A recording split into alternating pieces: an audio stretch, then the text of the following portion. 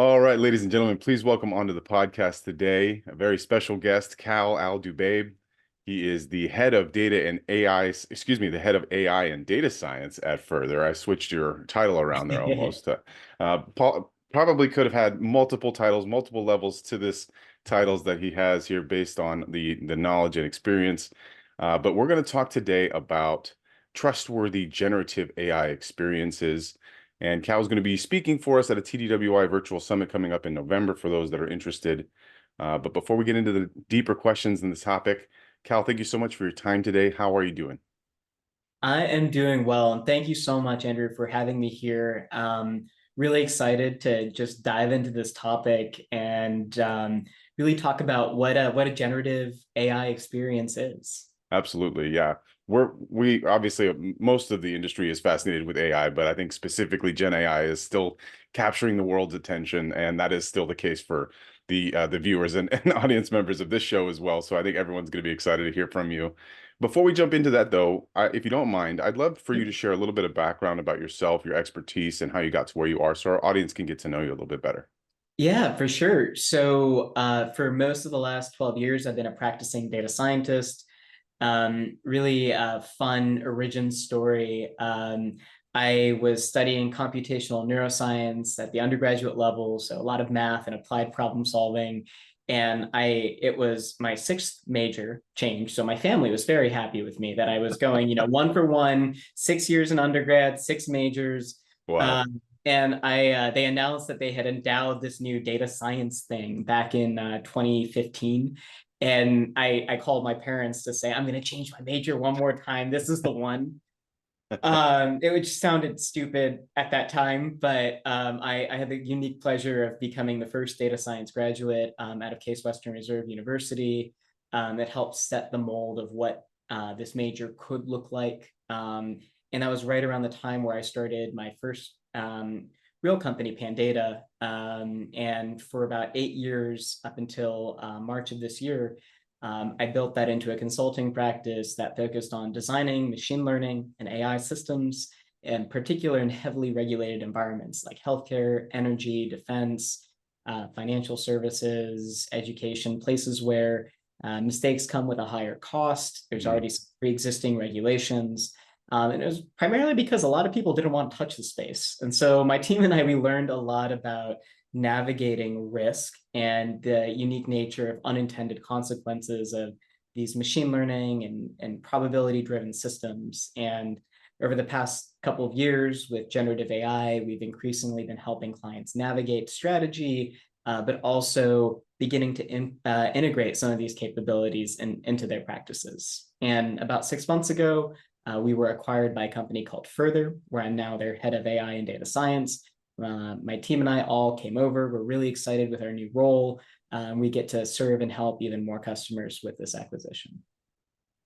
Well, that's fantastic, and what a journey! And to be the first as well, like the pioneer almost. That's pretty awesome. Or the guinea pig, depending on how you Yeah, look I, at I suppose a little bit of it. both on either side there. That's very true. Yeah. Well, folks, as Cal just explained, you can understand why we have him on today.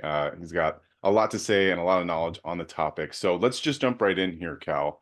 Um, I think, for folks that may be already familiar with you, as I am before we had a chance to meet today, you often talk about boring AI as a critical component of responsible AI development. Can you expand on what this means and why it's essential for heavily regulated sectors, as you talked about, that you're involved with there?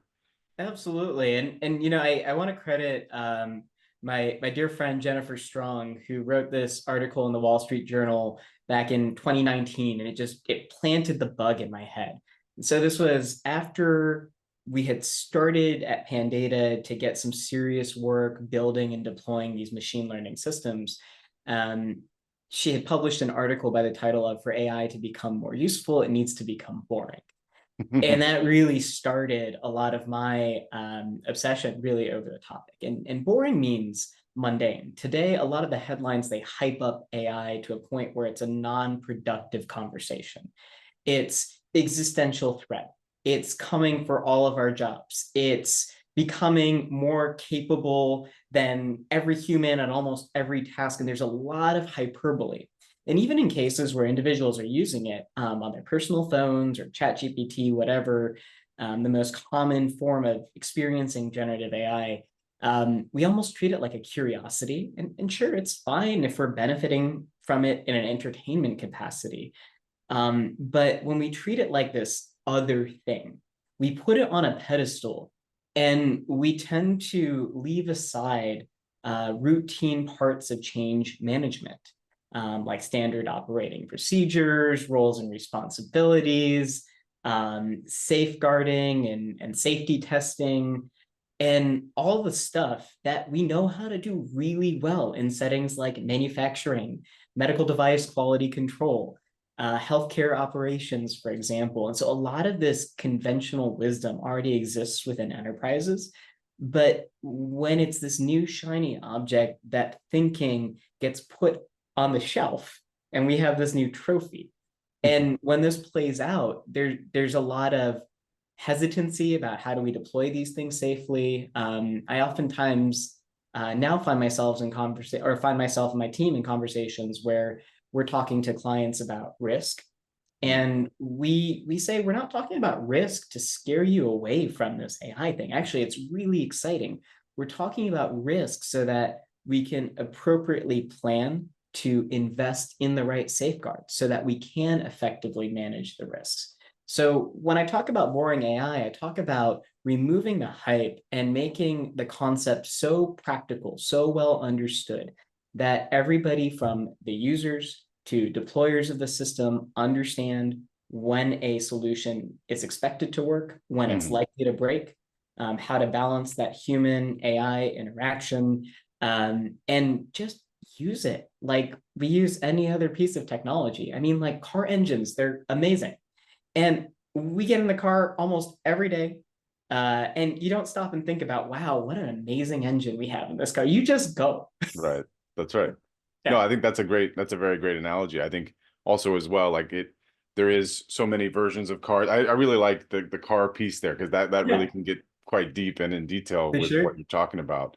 Um, you know, and I think there is also like a level of complexity that naturally comes with anything new. The people automatically want to go and do the deepest, maybe the hardest thing that they could possibly ever achieve with this. But I love the boring AI, and I think that should be a Sure. term that most companies hold near and dear to their hearts as they start any sort of initiative, or you know, perhaps they might have to reel back some of the initiatives that they may have already started and get back down to the root there. So, Cal, where are you seeing organizations create the most value with generative AI? Obviously, you know, within that boring sector, there's a lot, quote unquote, boring sector. There's a lot that can be done. Sure. So, can you tell me a little bit about where you're seeing, you know, companies achieve the most success? So interestingly enough, like the number one use case that comes up time and again is coding assistance Right. for experienced software developers. And I have to add that comma for experienced software developers to caveat that. But it's incredible. I mean, there's a lot of routine, hey, I have to define this function, or I have to define this routine to do ABC tasks that requires a lot of effort, even if it's routine, that gets customized for different needs on any given project, and then the unit testing that goes along with that. And it turns out generative AI is a great way to quickly scaffold building blocks, leverage pre-existing code repositories, translate from one version of Python to another, for example, or even migrate from Python to something a little bit more scalable. And it can also be really helpful on documenting and quality control and designing unit tests for functions that already exist. And so we're seeing the spread of this. But on the business and operations side, there's a lot of these extremely tedious, boring tasks. And I'll talk about one example that I've noticed in the context of healthcare. But prior authorizations are a huge pain for healthcare administrations. And for those of you who aren't familiar, prior authorization is basically when a health system needs to perform a complex procedure or prescribe a costly medication that may or may not be covered in a patient's health plan. It starts this lengthy process of creating documentation that justifies why the patient needs it. It goes to the insurance company who then reviews it and then kicks it back maybe with a few additional requirements. And all this delays patient care. It adds a lot of bloat and overhead on both the insurance side and the healthcare side. And there's been a increase in interest on both sides in deploying generative AI powered systems to help create that documentation, analyze it once it's on the other side. And it makes Right. a ton of sense. There's no need for a human to be doing all this manually until it gets to a point of like, hey, we can't resolve this now based on all the data we have. Let's get humans involved. Mm-hmm. Yeah, that's a really good example. And I think healthcare, I've heard some use cases, for documentation and on the legal side of things, like Yeah, there are all these heavy tasks that can wear down just the sheer amount of time to go for through sure. all of this and Well, and if speeding that you, up. yeah, I mean, if you take this a step further, there's a lot of these tasks that plague organizations today. You hear news stories like Klarna saying they're now doing more with a quarter of the total customer support staff. And I think it's a function of there's a lot of things that we had people doing that we didn't really need people doing. Mhm. And what it's not creating, at least in the short to midterm, is mass job loss. What it is allowing us to do is it's redirecting individuals' efforts into the higher complexity, long-term value creating planning tasks that just weren't getting done because we Mm. prioritize the urgent and the time sensitive, but we're not spending enough time on the important but not time sensitive. No, that's very good. No, Yeah, I think that's true. Anytime you can work on big picture, especially maybe not just isolated in for that sure, environment where for you have sure. more people that can collaborate as well on that, that should be everything that a company wants, right? Okay, so on Absolutely. the other side of this, Yeah. some of the successes, let's talk about some of the challenges. A lot of Mhm. the challenges people may be aware of, but what are some of the biggest ones that you're seeing when it comes to this?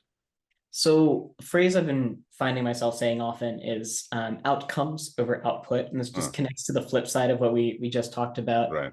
And this actually stems from thinking around human project management. Efficiency is a great metric to measure machines. Throughput, capacity, time to completion. It's not great to measure the contributions human bring. And one of the biggest challenges today with generative AI is because it's so easy to use one uniform measure across so many different uses, we revert back to time savings. But we're not seeing that show up on the P&L in a lot of cases because humans are redirecting their effort into doing something else, or even in some cases, they're spending more time on a task, but getting to a deeper level or higher level of quality as a result of having a co-pilot or companion assisting them on the task. And so the output of the using whatever Gen AI solution might be the time savings, but the outcome is what you're doing with that. Is your Gen AI assisted content, for example, resulting in higher customer conversions or click-through rates in a marketing sense? Is it leading to overall customer satisfaction because you're now resolving their issues quicker and you're spending more human time on a more personalized level, assisting them with more complex requests? So one of the challenges is organizations don't yet have uniform and effective ways of measuring the impact of Gen AI solutions, especially because, frankly, last year, most pilots were experimenting and looking at what is this Gen AI thing. Yeah. This year, I would argue many are still just going through pilots in just a handful of functions. Only a Hmm. few organizations have truly nailed and have Gen AI models in solutions in production. Hmm. Yeah, that's very true.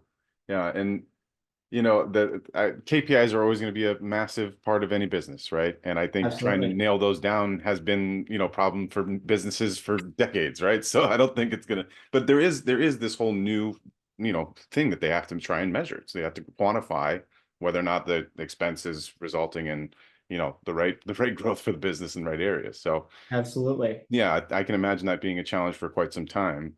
All right, so moving on, how are organizations maintaining the right balance between AI and human decision making? You talked a little bit about, Yeah. co-pilots and that, but specifically, maybe can you talk about when scaling AI solutions?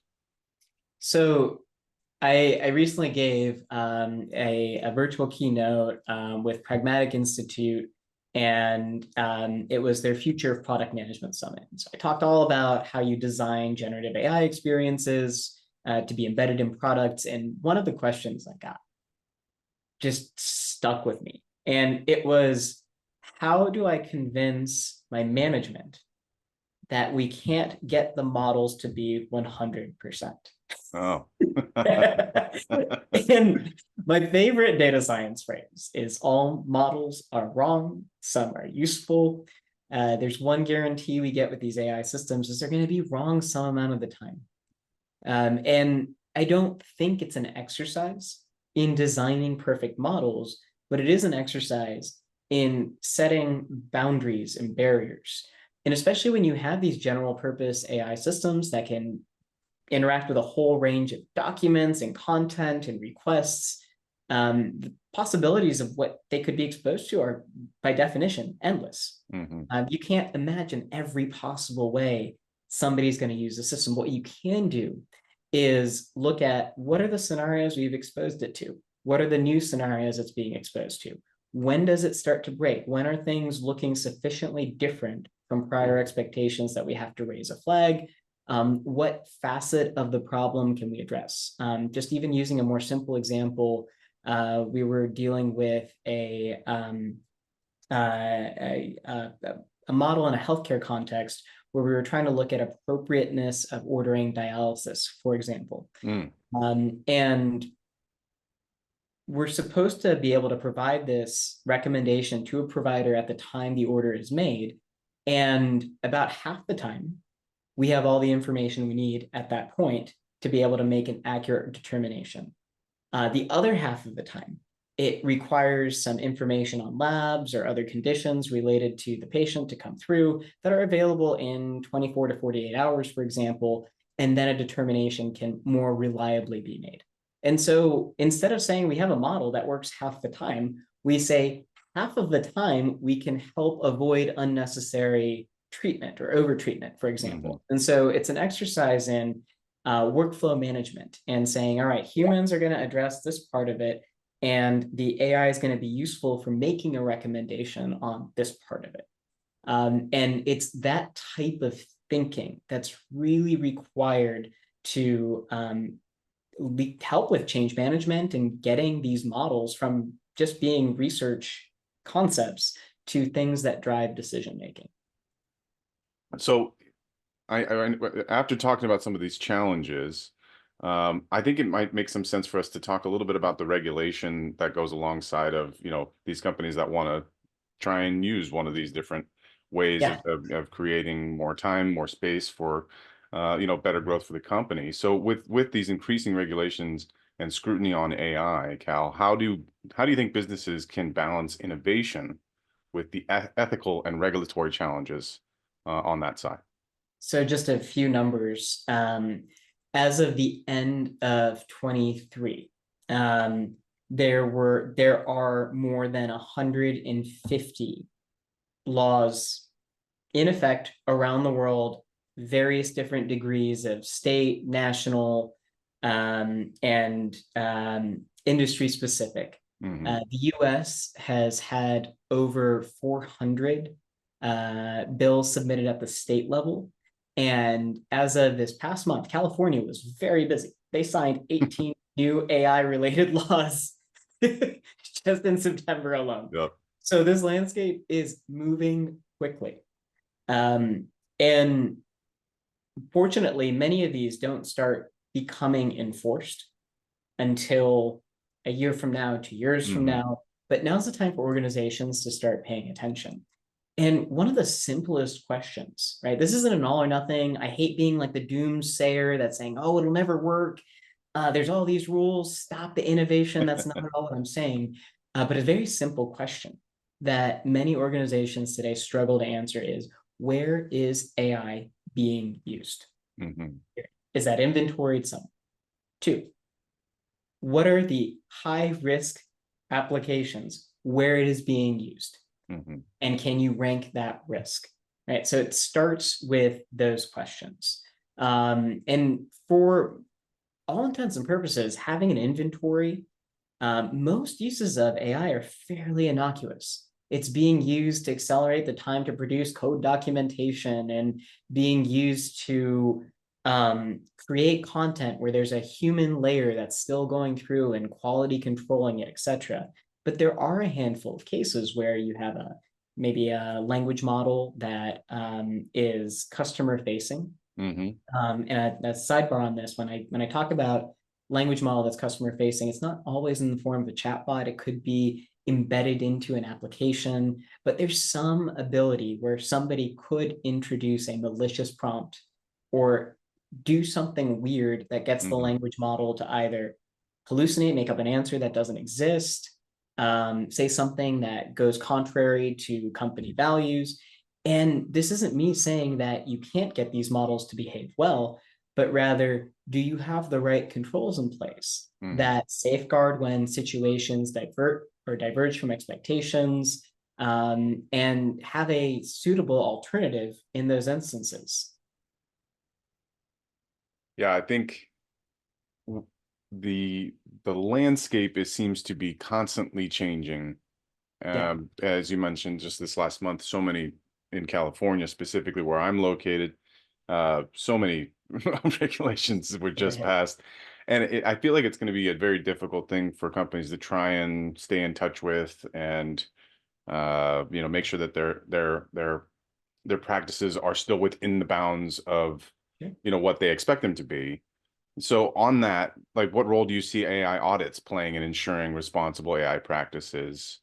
So AI audit is something that I'm really excited about as an emerging discipline that already has associations out there, an emerging set of standards of what AI auditing even looks like. But there's a few different connotations of that term. There's one, hey, you are being audited by an Right. independent, public, third party, where perhaps it is auditing the use of AI, an AI model that is assisting with patient scheduling management that might unintentionally cause less access to underprivileged groups, right? So that's one connotation of it. Then there's an internal connotation, which is split into two. One, inventorying. Where is everything being used? Risk ranking and understanding, like just what you're working with. And then the second internal connotation is really going deep on an individual use of AI and looking at specifically mapping out the risks, specifically mapping out all of the measurements that need to happen, defining what is acceptable and not acceptable, and producing a report that helps an organization understand what are the vulnerabilities, what needs to be addressed, and having that well documented so that if any unintended consequence arises, you have the ability to reflect back on the initial plan and make changes and adapt over time. The EU AI Act, for example, requires conformity assessments, which is demonstrating that you've reasonably proven, especially in cases that might impact protected classes, that you've measured your system suitably, demonstrated that there is little to no risk, and you've documented those results and your controls to measure or mitigate risks if things do happen. Now, something happens and you pull up this plan and you react quickly. Everyone's the better for it. If you do not have this plan and you've not stress tested a system and it's not documented and then something happens, that's when problems start to arise. Right. Yeah. So final question before I let you go here, Cal, is along those lines, if an enterprise was interested in having one of those more internal type of audits, who do you think would be on the team or the person conducting something like that within an organization? That's a great question, and it's something I've been spending a lot of time thinking about. We have today two big bodies of work that I oversee, data scientists actually building and deploying these models alongside machine learning engineers. And then we have AI strategists that help identify how do we measure success? What are the projects worth pursuing? And because we spend so much of our time in this heavily regulated space, we've been exploring building up a bench of talent ourselves. And we've been pulling this from a mixture of folks, but folks who have legal backgrounds, folks who have privacy backgrounds, model builders, and then strategists who are involved with that prioritization process. And we're going through certain types of training. So IAPP, they're known as a leading institute for privacy, setting standards, providing trainings, and continuing education credits. They launched a new AI governance professional certification. And building up a bench of individuals with that credential to be able to reference, and even if they're not the expert in model building or in legal or in privacy, they have enough exposure to the rest of it. They bring their own unique background to play, and they know to raise their hand and say, hey, we need a little bit more of this expertise in order to manage the risk here. And there's a couple of emerging early certification programs on the auditing side. And I'm really excited over the next few months to see credentials and processes like start to mature. But that's one of the biggest gaps in talent today. That if organizations want to do this properly, invest in getting that talent on your bench. Amazing. Well, there you go. A little insight for, we do have a slightly younger audience, I think, for some of these episodes. So anyone that's still in schooling or starting out in your journey, maybe figure out a way to get into the auditing side of things there. It sounds like there might be some opportunities for those folks. Absolutely. All right. Well, as a reminder, before I let you go, Cal will be joining us on our virtual summit here in November. It's going to be taking place November 13th. His talk will be on building trustworthy generative experiences, as he just took us through a lot of that here today. Cal, I really value your time, and thank you so much for joining me today. If folks are interested in reaching out, following up after they hear this, asking some questions of you, is there a good place for them to reach out to you? Absolutely. It's been such a pleasure. I've enjoyed this conversation so much, Andrew, and I'm very active on LinkedIn. I apologize. You might see a few selfies of me from all the conferences I like to attend and speak at. But I generally tend to share thoughts like this and then some and thought leadership on LinkedIn. So I'd love to hear from you there. Awesome.